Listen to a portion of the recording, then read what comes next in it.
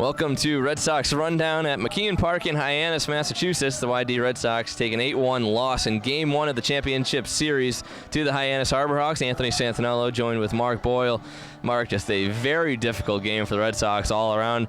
We'll start with the starting pitching because Mason Gukowski wasn't bad for the Red Sox. They didn't know what they were going to get for him. He's only seen him a couple of times this season. Ends up going into the fifth inning, only allowing a couple of hits, but the defense did not really help him out. No, he was actually quite effective.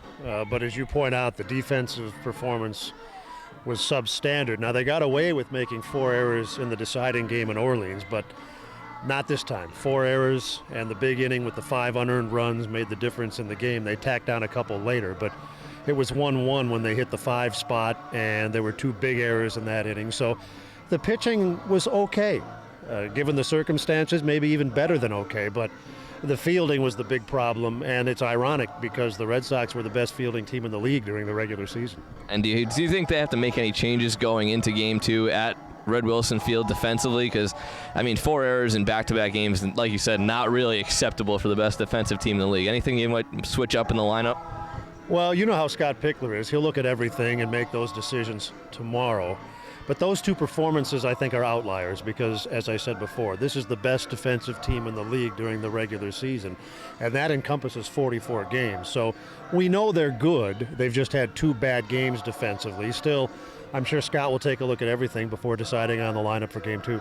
And tomorrow the Red Sox send Ricky Thomas to the mound going up against Vance Tatum. Couple of lefties squaring off. Very effective lefties this year. Thomas has been unbeatable. 7-0 on the season for the Red Sox. Another impressive playoff performance from him.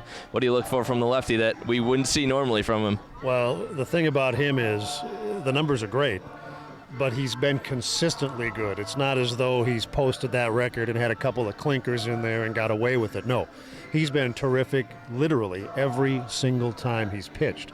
So no reason to think he won't be terrific in Game 2, and if he is, then we might be back here for Game 3.